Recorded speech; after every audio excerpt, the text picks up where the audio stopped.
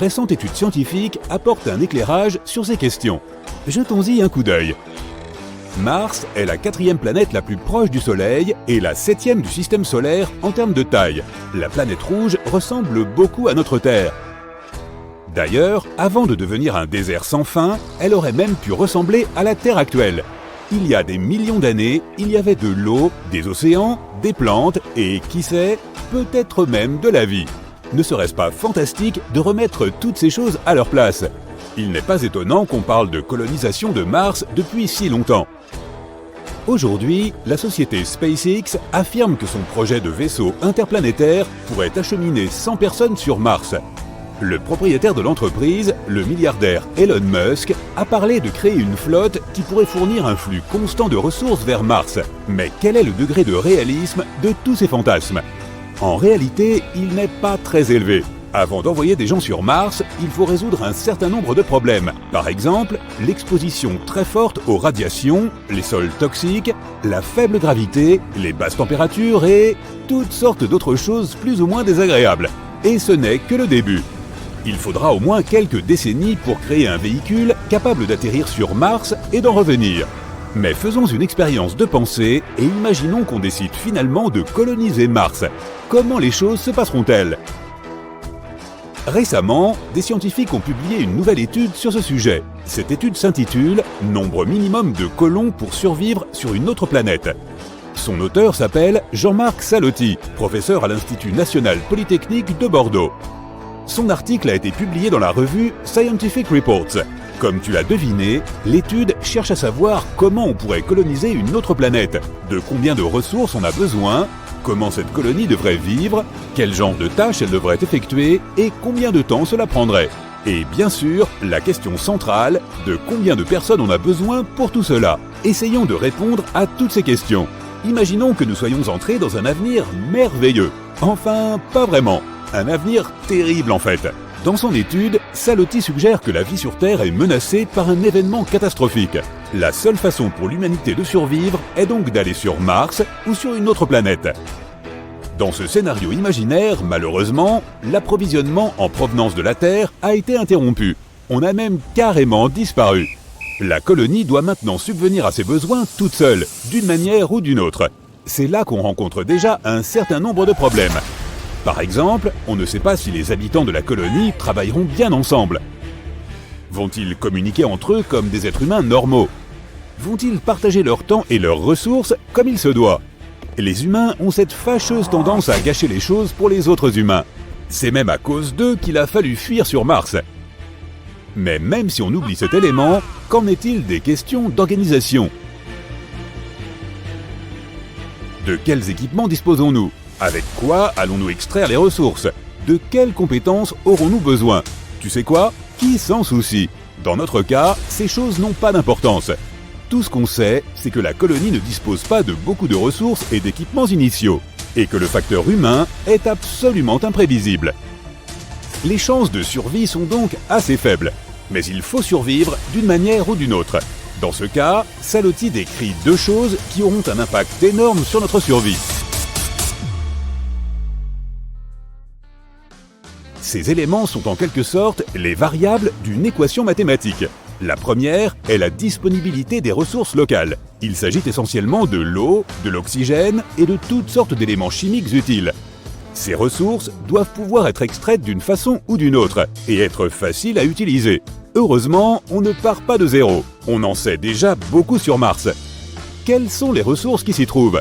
Comment peut-on les utiliser pour le maintien de la vie, l'agriculture et la production industrielle? La colonie a de la chance, car tout cela a été étudié lors de divers séminaires et publié dans des rapports et des livres au cours des dernières années.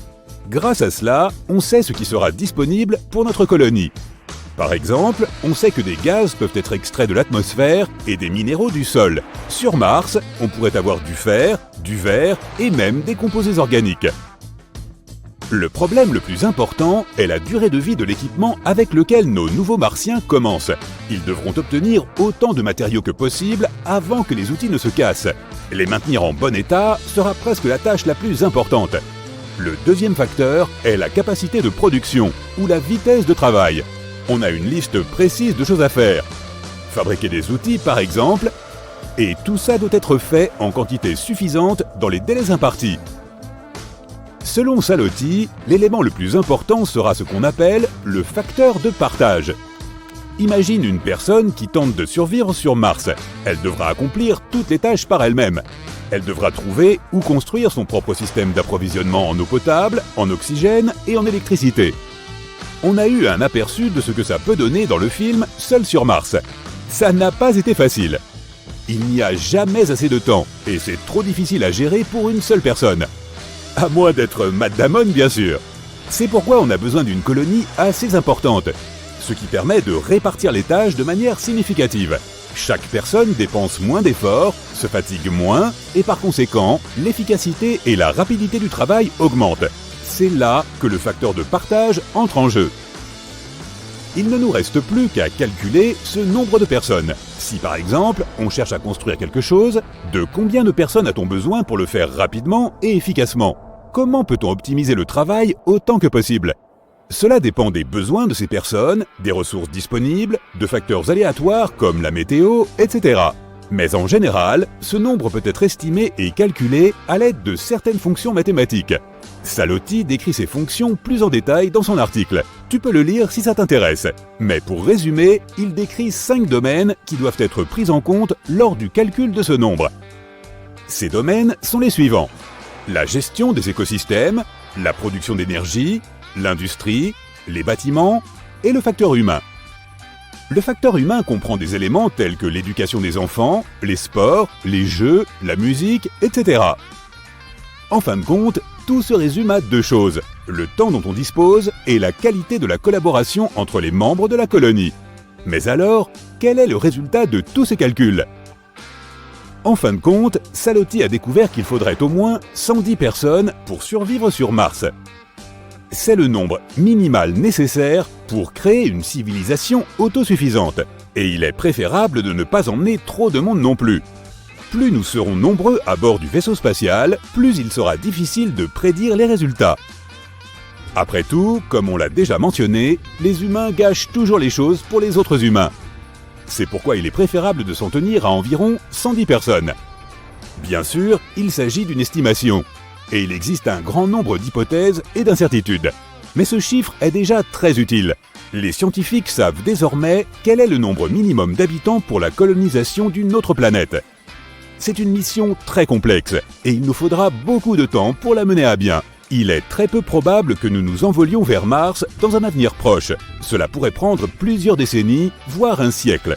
Par conséquent, la meilleure solution serait de faire de notre mieux pour sauver notre Terre jusqu'à ce que nous puissions commencer à conquérir d'autres planètes. Il te regarde fixement et tu le regardes en retour. Un œil géant qui semble t'attirer dans l'abîme. Tu le survoles à bord de ton vaisseau spatial.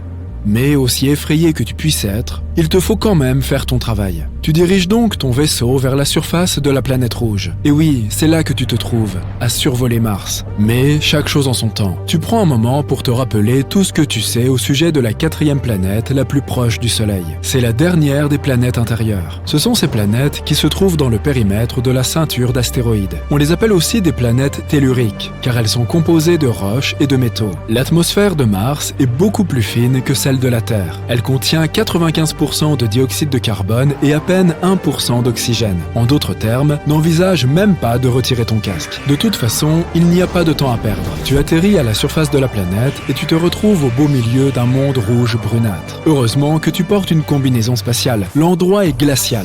Le thermomètre cousu dans la manche de ta combinaison indique moins 62 degrés Celsius.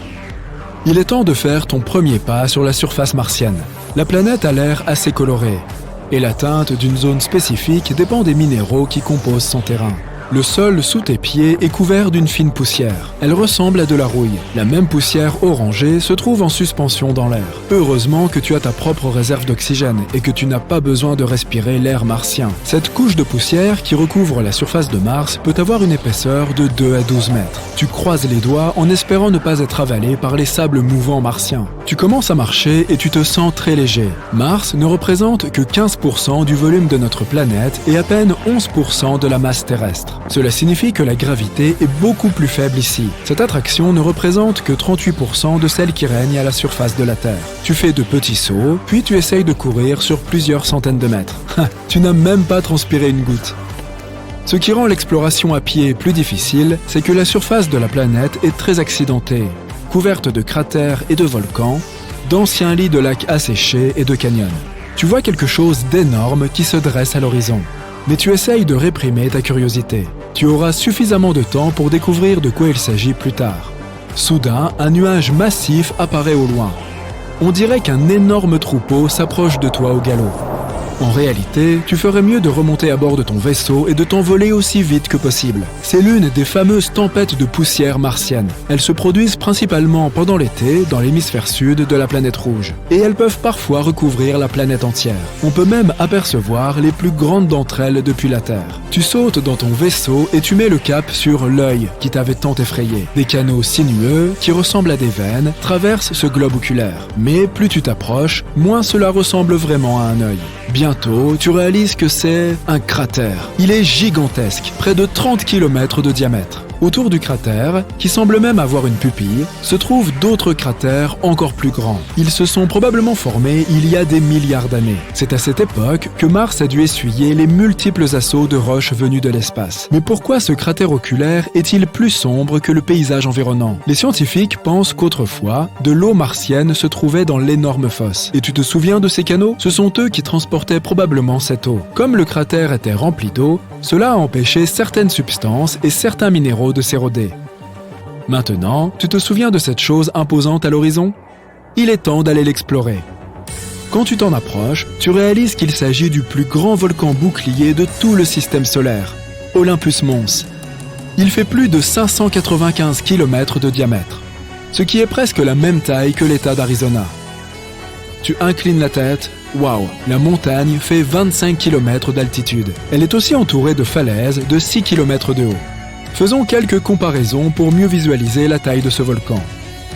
Le plus grand volcan sur Terre est le Mauna Loa, qui s'élève à environ 4000 mètres au-dessus du niveau de la mer et s'étend sur 120 km. Cela semble impressionnant, mais le volume d'Olympus Mons est environ 100 fois plus conséquent que celui du Mauna Loa. Le géant martien pourrait avaler toute la chaîne des îles hawaïennes, de Kauai à Hawaï. Mais pourquoi ce volcan est-il si grand? Cela pourrait être le résultat d'une gravité plus faible et d'une fréquence d'éruption plus élevée. Ou la raison pourrait venir de la croûte de la planète rouge, qui est très différente de celle de la Terre. Elle est statique. Sur notre planète, la croûte est composée de 15 à 20 plaques tectoniques en mouvement constant. Lorsque les plaques se déplacent sur des points chauds regorgeant de lave, de nouveaux volcans se forment et ceux qui existaient déjà s'éteignent. C'est pourquoi la lave peut atteindre la surface par de nombreuses débouchées. Mais sur Mars, la croûte n'est pas scindée en plaques similaires à celles de la Terre. Et la lave n'a rien d'autre à faire que de s'accumuler dans un seul très grand volcan.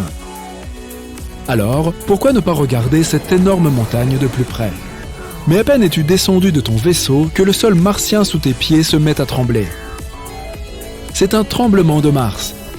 Mais comment cela peut-il se produire si Mars n'a pas de plaques tectoniques actives en mouvement? Les spécialistes de la NASA sont convaincus que ces tremblements se produisent lorsque l'énergie à l'intérieur de la planète est soudainement libérée. Cela entraîne des fractures de la roche et des fissures dans la croûte de la planète. Une autre secousse puissante et l'une de ces crevasses s'ouvre juste à côté de toi. Tu tombes au sol, trop terrifié pour bouger. Mais bientôt, tout se calme. Tu attends quelques minutes, juste pour être sûr, et tu te lèves. Oh, regarde! Voici une occasion parfaite d'explorer les entrailles de la planète rouge. La fissure est suffisamment grande pour y envoyer un robot de recherche. La croûte de la planète est fine et se compose de roches basaltiques. L'épais manteau qui entoure le noyau de la planète est composé de silicate, d'oxygène et de quelques autres minéraux. Tu pourrais le comparer à une sorte de dentifrice fait de roches. Le manteau martien est aussi moins imposant que celui de la Terre. Son épaisseur n'est que de 1300 à 1800 km. Quant au noyau de la planète, il est composé principalement de fer, de nickel et de soufre et mesure entre 1400 et 1900 km de large. Ce noyau ne bouge pas.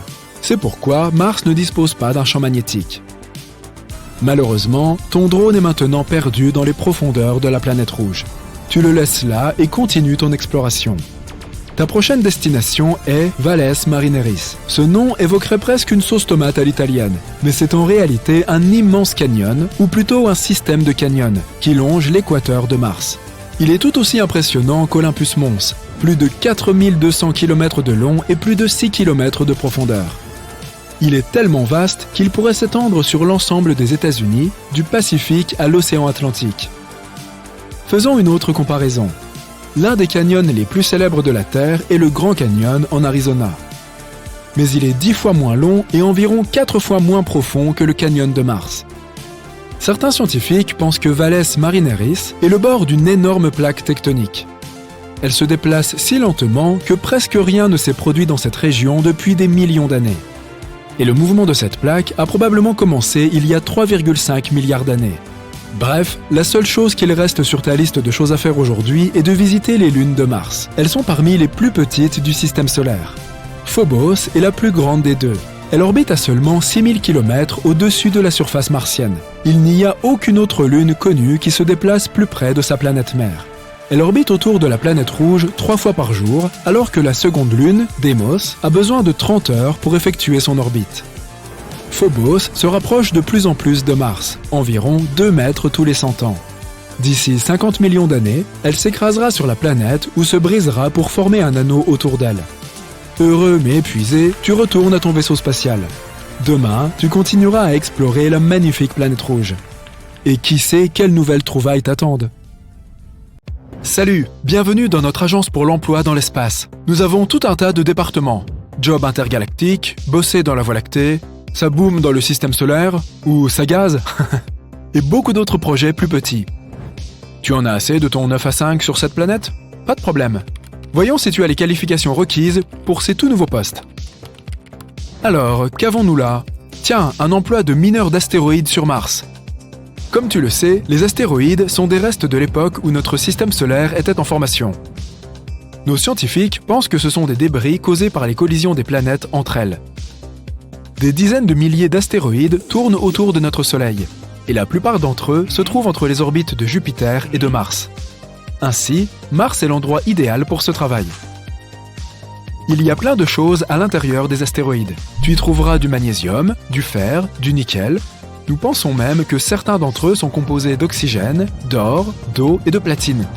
Nous en avons besoin pour nos industries. Nous disposons d'une station, de nourriture et de tout ce dont tu auras besoin là-haut. Ce vaisseau spatial est spécialement conçu pour ce genre de mission. Tu pars de Mars, tu atterris sur un astéroïde et tu commences à creuser. Nos engins sont légers et alimentés par l'énergie solaire, ce qui signifie que tu n'auras pas besoin de beaucoup de carburant. Parfois, nous envoyons des robots pour faire ce travail, parfois des personnes. Les robots n'ont pas besoin de nourriture ni d'équipement particulier. Par contre, ils ne sont pas aussi précis que les humains. Tu utiliseras des techniques similaires à celles des mineurs qui travaillent sur Terre. En gros, tu vas creuser la surface de l'astéroïde. La plus grande partie du minerai s'envolera probablement. Il te faudra donc utiliser une grande voiture pour le récupérer. Comme la gravité sur les astéroïdes est beaucoup plus faible que sur Terre, tu devras apprendre à utiliser des crampons pour bien rester accroché à la surface. De cette façon, tu pourras te déplacer sans trop d'efforts. Une fois que tu en auras fini avec un astéroïde et que tu auras envoyé ses matériaux sur Terre, tu passeras au suivant. Es-tu plutôt sportif? Je vois qu'il y a une annonce pour un moniteur de ski sur Mars. Comme la Terre, Mars possède 4 saisons. Et l'hiver y dure environ 6 mois terrestres. Car l'année y est presque 2 fois plus longue. La neige y est différente. Elle est faite de dioxyde de carbone gelé au lieu d'eau gelée. Mais ne t'inquiète pas, les meilleurs scientifiques se sont assurés qu'elle ne présente aucun danger. Mais les batailles de boules de neige ne sont pas aussi amusantes. Ce n'est pas très pratique avec le dioxyde de carbone gelé et seulement un peu de glace d'eau. Mais pour le snowboard, la luge et le ski, c'est vraiment parfait. Oui, c'est vrai, toute la surface est gelée. La neige n'y est pas aussi épaisse que sur notre planète, mais on glisse très bien, alors c'est amusant. Donc, tu pars travailler là-bas pendant 6 mois, mais si tu souhaites te faire un peu d'argent en plus, nous pouvons te transférer sur Europe, l'une des lunes de Jupiter. Europe est très froide.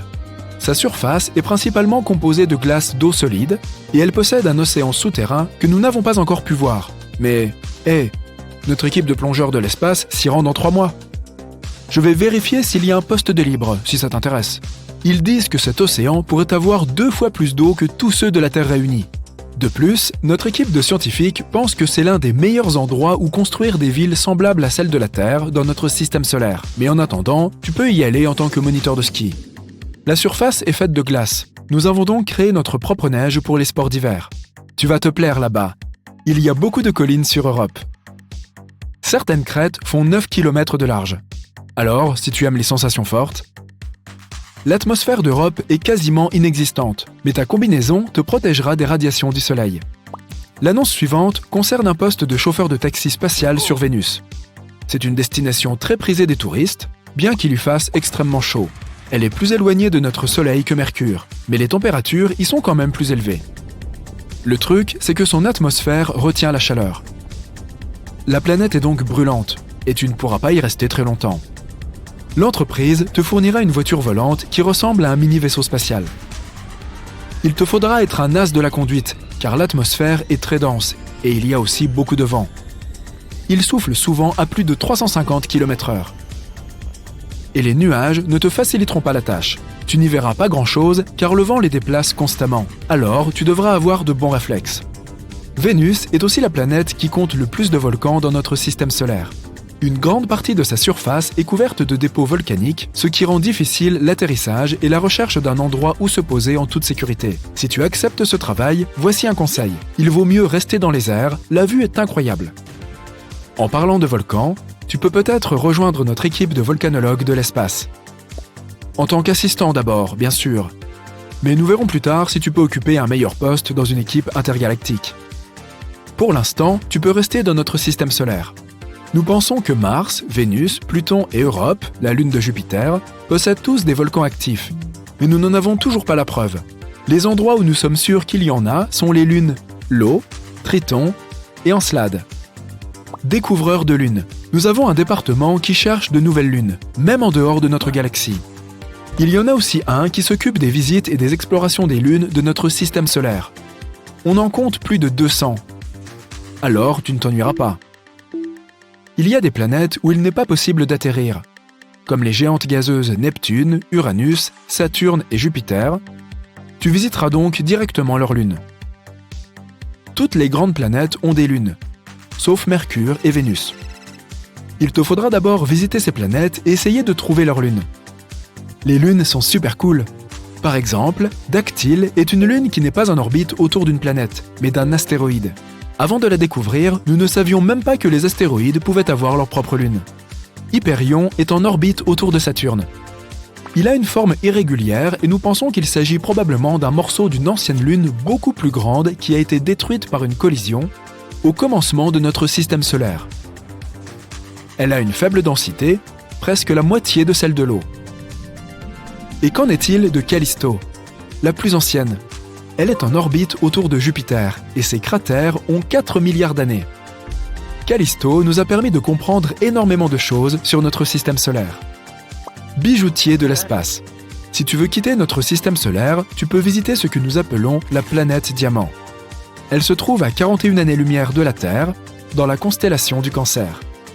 Elle est 2 fois plus grande et plus dense que la Terre, mais presque 8 fois plus massive. Son étoile mère contient beaucoup plus de carbone que notre Soleil, et cette planète en contient probablement aussi.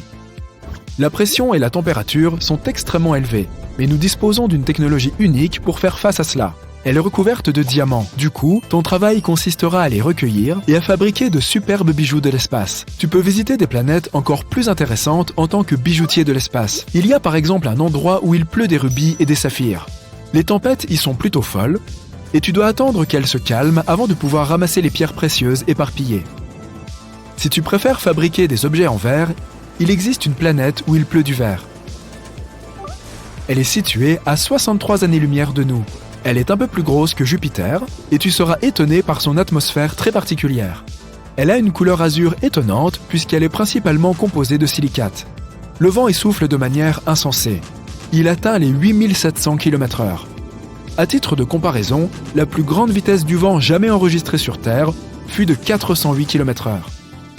Allez, une dernière annonce. Explorateur sur la mission appelée Planète 9.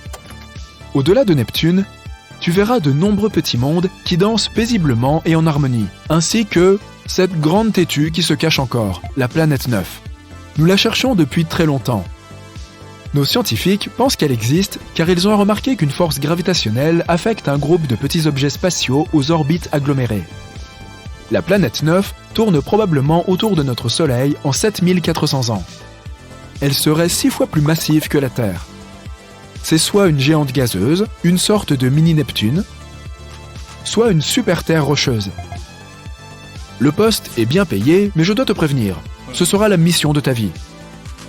Nous ne savons pas quand tu pourras rentrer. C'est très loin. Neptune sera le point de départ de notre quête. C'est un monde gazeux où tu ne pourras pas atterrir, mais tu te rendras sur l'une de ces lunes appelée Triton. Elle est composée de glace d'azote et de roches. Tout ira bien.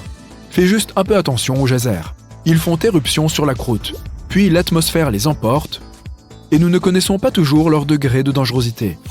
Il te faudra porter une combinaison spéciale, car c'est l'objet spatial le plus froid de notre système solaire. Alors, intéressé par un de ces postes ?